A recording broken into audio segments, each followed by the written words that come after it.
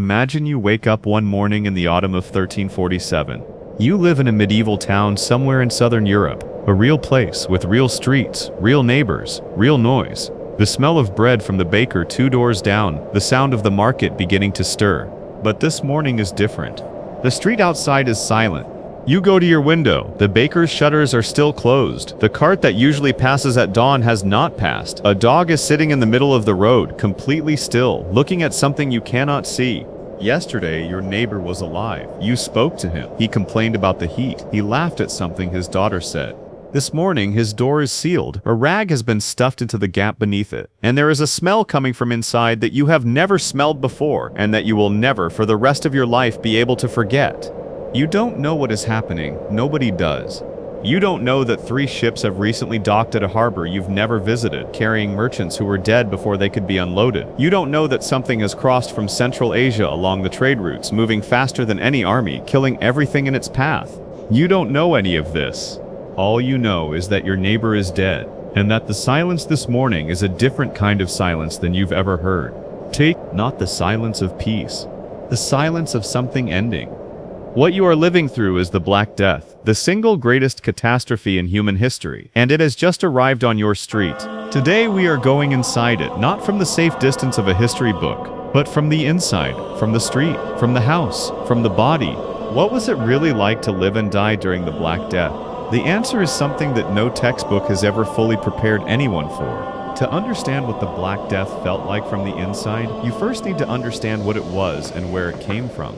The disease was caused by a bacterium called Yersinia pestis. It originated in Central Asia, modern-day Kyrgyzstan, based on recent archaeological and genetic research, and traveled westward along the Silk Road, the trading routes that connected China to Europe, that moved silk and spices and gold across the continent, also moved death. The bacterium lived primarily in rodents. Rats, marmots, ground squirrels passed between them by fleas. For centuries, it had existed in animal populations without crossing to humans in catastrophic numbers. And then, sometime in the 1340s, something changed. The bacterium mutated, or the conditions changed, or the populations of infected animals expanded. Historians and scientists still debate the exact trigger. What is certain is this: by 1346, it was killing people in the Crimea. By 1347, Genoese trading ships carried it to Sicily, and from Sicily, it spread north and west across Europe with a speed that seemed to the people living through it supernatural. It moved faster than news, faster than rumor, faster than any attempt to stop it, because nobody knew what it was. The medieval world had no concept of bacteria, no understanding of germ theory, no microscopes, no way of seeing the enemy. They knew only that people were dying, that the dying happened quickly, and that proximity to the sick seemed to increase your chances of becoming sick yourself. What they called it, the Great Mortality, the Great Pestilence, the Plague, tells you something about the scale of the terror. These were not the names of a disease. They were the names of an apocalypse, of Vilwerti. The Black Death arrived in England in 1348. In Scandinavia in 1349. By 1351, it had swept from the Mediterranean to the Arctic Circle. In 4 years, it had killed somewhere between 75 and 200 million people worldwide. The range of that estimate is itself a measure of the devastation. In some regions, records simply ceased to exist because there was nobody left to keep them. In Europe alone, historians estimate that between 1/3 and 1/2 of the entire population died. 1 in every 2 people you knew. Take a moment with that number, not as a statistic, as a reality. Your mother, your child, your neighbor, your priest, the man who taught you your trade, the woman who sold you bread. Half of them, gone in 4 years. This is what was waiting for you when that sealed door appeared on your street. Let's talk about what the disease actually did to the human body. Because the symptoms of the Black Death are not just medically interesting, they are the reason for everything that followed. Every panicked reaction, every desperate remedy, every breakdown of civilization. When you understand what the disease looked like, you understand why people lost their minds. The most common form was bubonic plague, named for the buboes, the swollen, blackened lymph nodes that appeared in the armpits, the groin, and the neck. These were not small swellings. They grew to the size of apples. Some contemporary accounts describe them as large as oranges. They were hard, hot to the touch, exquisitely painful. For the banings, not badegrasion swayed for mayo. Thurja which hair and effected. The one contemporary accounts describe them as large as oranges. They were hard, hot to the touch, exquisitely painful. For the baning clash of the hundreds spout to Paul, for the Baning clash of Tem, the Saicho of Kamadero, Nifri Dal Sunday Reliti Rotwan, to the Mwesherbit, the Piwisuj, Habit I, to Blue Belly, to Belirb, as Plu, now we're famed to Pim, Takamide Vide Banings say that Dorser leaving now. Now we're Bide Vide Banings to muster Fulber now 100 dang. Something smalir to the ceremony custom Marto, the tip of the pole for Marshly Box, at all West Modern Fids, the Corral now or Marsh Nowum, to Poen Wayne, let you fouls Culpri Mu Boli, for Respigas Valm there are, that ound for a lake and two began, Thobor Hiwa water dine, Evwalla you to Mubal what Fucusins, the lake it abound and to be, tis and chicks in sight, the pir, parn for similata war, Sabor Hekaludi Heber, the bacterium was attacking the lymphatic system, the body's network for fighting infection, swelling the nodes until they became visible beneath the skin, blackening them with hemorrhage, making them tender enough that any pressure caused agony. That was just the beginning. Dwar. After the buboes came the fever. Extreme, sudden, overwhelming, temperatures high enough to cause hallucinations. The sick burned from the inside, while their skin became cold and clammy to the touch. Then the black spots. Not the buboes, something else. Small, dark hemorrhages beneath the skin across the body. The body's blood vessels were failing, bleeding into the tissue, leaving marks that looked to medieval observers like the aftermath of a beating, appearing on flesh that had never been touched. This is where the name comes from, the Black Death. Not from the buboes alone, but from the constellation of blackening that spread across the body as the disease progressed. The spots, the darkening lymph nodes, the discoloration around the extremities, as blood circulation failed. Survivors described the smell, a sweet, sickly, overwhelming odor that came from the sick themselves. The smell of massive internal infection, of the body's chemistry going catastrophically wrong. Once you had smelled it, you recognized it instantly, and you knew what it meant. Mike's to glove. The timeline was brutal. From the first symptoms to death was typically 2 to 7 days. Some people died in 3, a few lasted 10. Almost nobody in the medieval world survived bubonic plague without treatment, and there was no effective treatment. There was also a second form, pneumonic plague, when the bacterium reached the lungs. This form was even faster, and unlike bubonic plague, which required a flea bite to transmit, pneumonic plague could be spread through the air, through breath, through coughing. You could catch it by standing too close to someone who was dying. And a third form, septicemic plague, where the bacterium entered the bloodstream directly and caused catastrophic systemic failure. With this form, people could die within hours of the first symptoms, before the buboes even appeared. For many victims, there was no warning. You felt fine, and then you didn't, and then you were gone. Medieval physicians observed all of this with growing horror. They wrote it down in extraordinary detail, not because they knew what to do about it, they didn't, but because documentation was the only form of control they had. One Italian physician described the dying as a kind of corruption that spread outward from the lymph nodes like fire through dry grass. The image is poetic. It is also, in the light of modern understanding, remarkably accurate. That was the enemy, invisible, fast, merciless, and utterly beyond anything the medieval world had the tools to fight. Now let's go back to that street, in your city, in the autumn of 1347. The plague has been here for 3 weeks, long enough that you have begun to develop a new kind of arithmetic. Every morning you count. How many sealed doors since yesterday? How many bodies carried past your window before noon? How many faces you haven't seen in a week? The market still operates, not because commerce is more important than survival, but because people still need to eat. But it is a changed market. The stalls are fewer, the vendors stand further apart, transactions are conducted quickly, with minimal contact. Money is left in bowls of vinegar, the theory being that vinegar purifies. It doesn't, but the bowl of vinegar becomes, in its small way, a monument to the human need to do something, anything. Fried bowls are wartuti copier a bowls high beleda one of that's in small holes. The smell has changed in your city. It was always a medieval city, not a clean place by any modern standard. But now there is something underneath the familiar smells. Something sweet and wrong. You find yourself breathing through your sleeve on certain streets, certain corners. And the sounds have changed. Bells, constant bells, the church bells that rang for funerals. In normal times, a death bell was a solemn, occasional sound. Now it is continuous, sometimes multiple bells from different churches ringing simultaneously. The sound has stopped meaning anything specific. It is just the new background of the city. The audio of mass death. The physicians are still working, or some of them are. The ones who haven't fled, who haven't died, who haven't locked themselves in their houses and refused to answer the door. They move through the streets in their strange costumes, long waxed coats, gloves, the beak masks stuffed with herbs. They examine the sick, they bleed them, they prescribe posies and prayer. They know on some level that nothing they are doing is working, but they continue because the alternative is to do nothing, and doing nothing is psychologically impossible when the person in front of you is dying and looking at you with eyes that are asking for help. 12 more. The church is full. Services are held multiple times a day. Priests hear confessions in an unending stream. Because confession, the last rite, the absolution of sins before death, is something people desperately want access to. But priests are dying too, at terrifying rates, because the confessor must lean close to the dying, must hear whispered words from infected mouths. Some priests refuse. They hear confession through closed doors, through walls, at a distance. The church, trying to maintain its role as intermediary between the living and the dying, is itself being hollowed out. The rich are leaving. This is perhaps the cruelest dynamic of the plague, observed in city after city across Europe. The wealthy with their horses, their country estates, their ability to simply remove themselves from the contaminated air, leave. Doctors leave, priests leave, judges leave, city officials leave.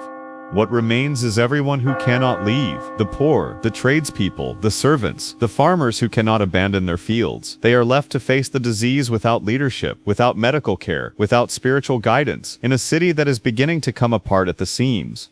Giovanni Boccaccio, writing in Florence in 1348, described what happened to human relationships during the plague with a precision that is almost unbearable to read. He wrote of fathers abandoning children, of wives abandoning husbands, of brothers refusing to visit brothers. The normal bonds of family and community, bonds that had seemed unbreakable, simply dissolved under the pressure of mortal terror.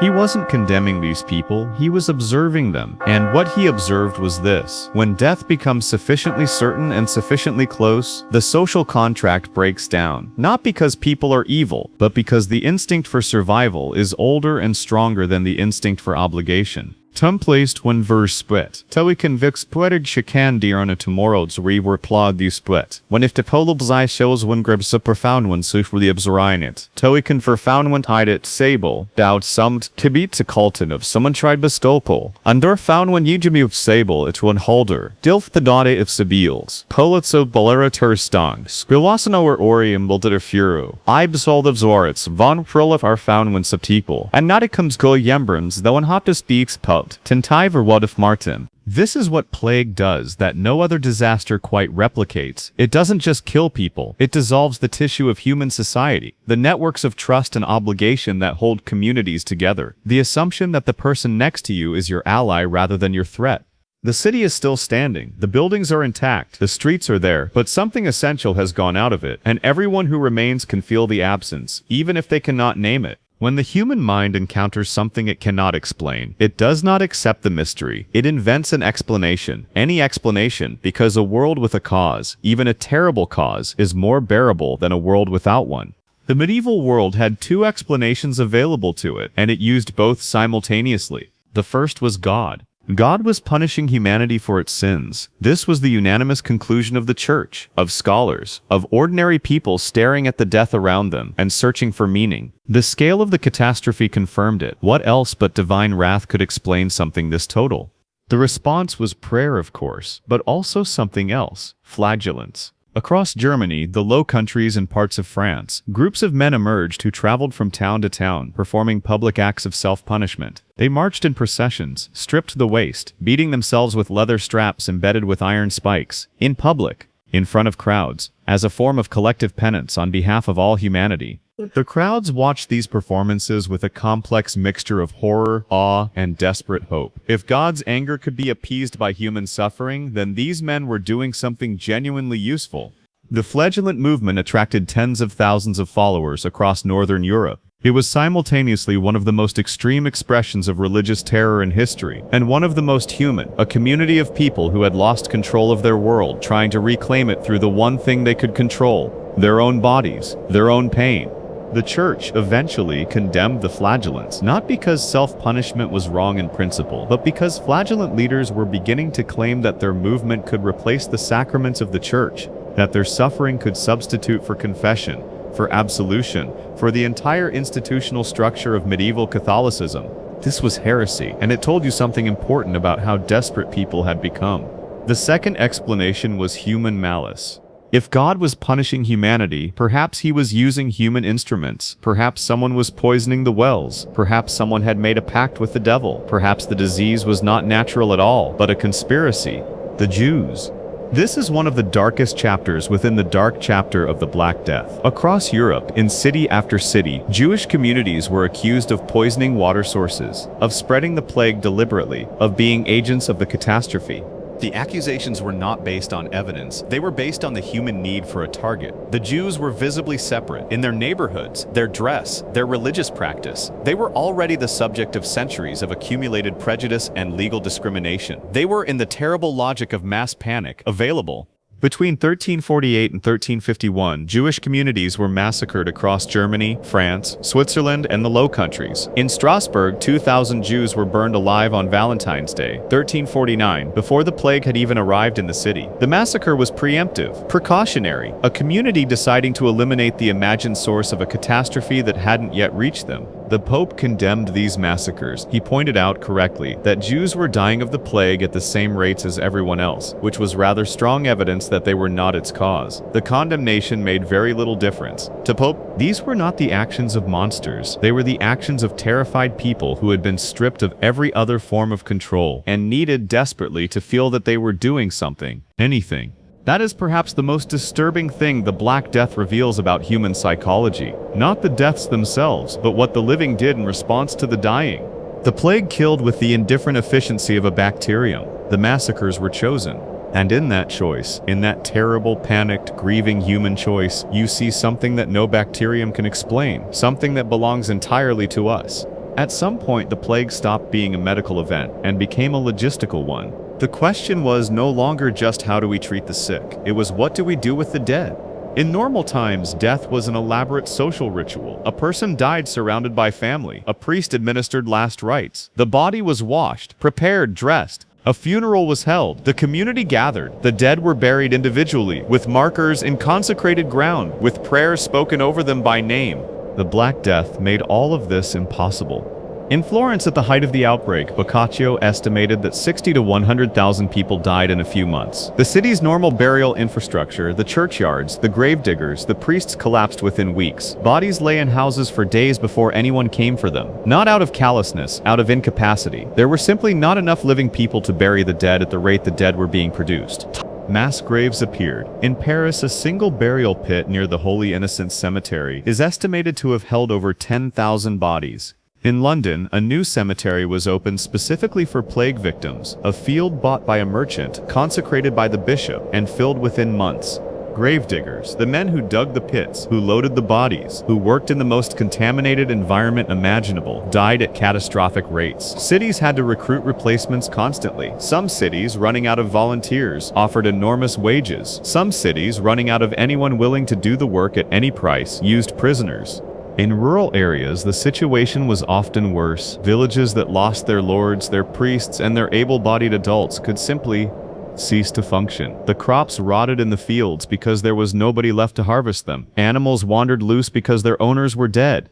And the remaining villagers, too few, too sick, too exhausted, simply left. These are the deserted medieval villages, hundreds of them scattered across England, France, Germany, Italy. You can find them still, the archaeological outlines of streets and houses and churches, in fields where no settlement has existed for 700 years. Not destroyed by war, not abandoned by choice, simply emptied by plague and never refilled. The documentation of this period is remarkable in its detail and its horror. Monks who were among the last survivors of their monasteries wrote chronicles that simply stop mid-sentence, administrative records that record deaths in a steady escalating tide until the records themselves end because the person keeping them died. In one English village, the records show the death of the Lord, then the death of his replacement, then the death of his replacement's replacement, then the death of the priest appointed to record the deaths, all within 6 months. The final entry in the record is in a different hand, clearly written by someone who had just arrived, struggling to understand what had happened. The administrative memory of entire communities, the accumulated knowledge of who owned what, who owed what, who had what rights, was simply erased, not deliberately, not in any dramatic way, just because the people who held that knowledge in their heads were dead and had not had time to pass it on. One of the most haunting accounts from this period comes from an Irish friar named John Glynn, who was recording the plague in Kilkenny. In 1349, he wrote that he had left pages blank in his chronicle in case any man should survive to continue the writing. He then wrote, "I leave parchment to continue this work, if perchance any man survive, and any of the race of Adam escape this pestilence, and carry on the work which I have begun." Below this entry in a different hand, a single line was added by an unknown person. Here it seems the author died. That single line is perhaps the most complete description of what the Black Death was that exists in any historical record. A man alone, riding into the void, leaving space for a future he hoped existed. And then the silence. And then a stranger arriving after everything, writing the ending he couldn't write himself. That is what mass death looks like from the inside. Not statistics, not numbers. A man leaving blank pages, and then nothing. But some people survived, and it's worth asking how. Because survival in the context of the Black Death is not a simple story. Some people survived through luck, pure arbitrary, meaningless luck. The flea that carried the bacterium bit their neighbor and not them. The wind was blowing the wrong way the day they passed someone dying of pneumonic plague. Their particular corner of the city happened to have fewer rats that autumn. This is not a satisfying explanation. The human mind resists it, but it is, for a significant portion of survivors, the truth. There was no wisdom involved, no special precaution, just the random allocation of a bacterium that didn't care who it killed. Some people survived through quarantine, deliberate or accidental. Cities that sealed their gates early and kept them sealed had lower death rates. Households that locked themselves in and refused contact with the outside world sometimes escaped the worst. In Venice, authorities implemented what may be the first organized quarantine in European history. Ships arriving from infected regions were required to anchor offshore for a period, eventually standardized at 40 days, quarantina. The origin of our modern word, the 40 days bought time. It didn't stop the plague, but it slowed the rate of introduction enough that the city's infrastructure didn't collapse as completely as it did elsewhere. Some people survived because of genetics. This is a discovery of modern science, not medieval observation, but it is real and significant. A genetic mutation known as CCR5 delta 32 provides significant resistance to bubonic plague. Modern populations of Northern European descent carry this mutation at unusually high rates, and the geographic distribution of the mutation matches closely with the regions most devastated by the Black Death. What this means is that the plague, in killing perhaps half of Europe, also selected for the people who carried this genetic variant. The survivors were disproportionately the genetically resistant, and their descendants, who may include many of the people watching this video, carry that resistance still. There is something deeply strange about that thought, that the catastrophe that killed 1 in 2 people was also, in the coldest genetic calculus, an event that shaped who you are. Some people survived because they were socially positioned to avoid exposure. The wealthy who fled early, the hermits and monks who lived in genuine isolation, the people whose circumstances kept them away from the crowded markets, the packed churches, the streets where bodies accumulated. And some people survived who probably should not have, by any rational calculation, who nursed dying family members, who continued their work in the city, who had every reason to be dead. The reasons for their survival are, in most cases, unknown. They survived, and they had to live with the survival. Because here is something that history doesn't discuss enough. Survivor's guilt is not a modern invention. The accounts of plague survivors are saturated with it. The bewilderment of waking up alive in a world that has killed everyone around you. The guilt of being the one who didn't die. The question, unanswerable, obsessive, consuming, of why you and not them. People who survived the Black Death didn't walk into a bright future. They walked into a world that was half empty, where every street held a memory of someone gone, where every relationship had been reshaped by loss. They were alive, but they were carrying something that would take generations to put down. The Black Death ended, not because it was defeated, because it ran out of hosts, or rather, because the surviving population had enough genetic resistance to reduce its spread. The plague returned in waves for centuries, outbreaks in 1361, in 1369, in the 1370s, recurring sporadically until the 17th century. But none of those outbreaks matched the catastrophe of 1347 to 1351. Europe survived, and then, slowly, painfully, across generations it rebuilt. And what it built was different from what had existed before. The Black Death didn't just kill people, it killed a world. The feudal system, the rigid hierarchy of lords and serfs, of obligation and constraint that had defined European society for centuries, was built on the assumption of surplus labor. Serfs were bound to their lords because there were always more workers than there was work to be done. Lords could afford to be demanding because there was nowhere for their workers to go. The plague changed the arithmetic entirely. With half the population dead, labor was suddenly scarce. Desperately scarce. A surviving serf who knew that the lord of the next manor needed workers and was willing to pay could simply walk away, and many did. Lords who had held all the power found themselves negotiating, competing, offering wages and freedoms that would have been unimaginable a generation earlier. When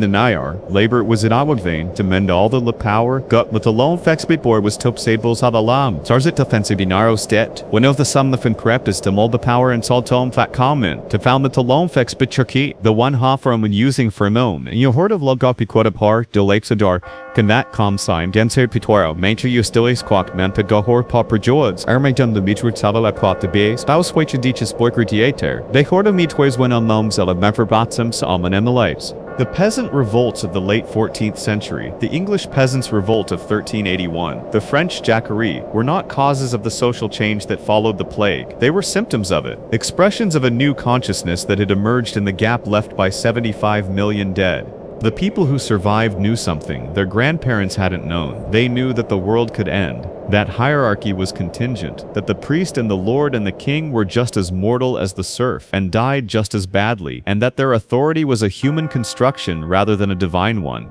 The Black Death also changed the church. Not immediately, not in ways that were visible at first, but the institution that had promised to mediate between humanity and God had been comprehensively unable to explain or address the worst catastrophe in human memory. Priests had fled, prayers had gone unanswered, the structure of spiritual authority had buckled. The cracks that opened in the medieval church's authority during the plague years did not close, they widened. Over the next century and a half, they produced the intellectual ferment that eventually became the Protestant Reformation. Art changed. Before the Black Death, European art was largely devotional, images of heaven, of saints, of the divine. After it, death entered art with a force it had never had before. The dance of Decab, the dance of death, emerged as a central artistic motif. Images of skeletons leading kings, bishops, merchants, and peasants in a common dance. The message was democratic and devastating. Death comes for everyone. Rank provides no protection. Wealth provides no protection. Holiness provides no protection. This is a medieval idea, but it is also in its bones a modern one. Medicine changed too, not quickly. Germ theory was still 5 centuries away, but the systematic observation of the plague spread. The tentative experiments with quarantine, the growing unease with medical traditions that clearly weren't working, all of this planted seeds that would eventually grow into a different kind of science. The Black Death is in this sense one of the dark foundations of the modern world, not in spite of the catastrophe it was, but because of it. The medieval world it destroyed was, in many ways, more rigid, more hierarchical, more superstitious than what came after. What came after was shaped by people who had survived the unsurvivable, who knew that the world could break, and who built something new, imperfect, uncertain, still finding its way in the ruins. That is what 75 million deaths bought. Not cheaply, not fairly, not in any way that could be called worth it, but real. So, the Black Death. Not as a statistic, not as a chapter in a history book, but as a lived experience, a street, a sealed door, a smell, a bell that doesn't stop ringing. 75 million people in 4 years killed by something they couldn't see, couldn't understand, and couldn't stop. And yet, here we are. Descended from the ones who made it through, carrying some of us, the genetic memory of the catastrophe and the resistance written into our cells. The Black Death is not ancient history. It is the foundation of the world we live in. The labor rights that emerged from it, the skepticism toward authority, the way death entered Western art and refused to leave, the early fumbling experiments with quarantine that became centuries later, the tools that contain modern outbreaks. We are downstream of those 75 million deaths in ways we don't see, in ways we can't fully calculate. Timey was John Klyn, the Irish friar who left blank pages for survivors who might continue his work. He didn't know if anyone would come. He wrote into uncertainty. He left space for a future he couldn't see. Someone came. Someone always comes. That is the only hopeful thing in this entire story, and I think it's enough. Next time on Dark Chronicles 1692, a small town in Massachusetts, 19 people hanged, 1 pressed to death under stones, and a community that destroyed itself from the inside out. The Salem witch trials. And the real reason it happened is more disturbing than any witch. That video is already up. That video was already up in Dojar. Tell me in the comments if you had lived through the Black Death, what do you think would have broken you first? The disease itself, or watching what the living did to each other? I read every single comment. This is Dark Chronicles. History isn't what they taught you.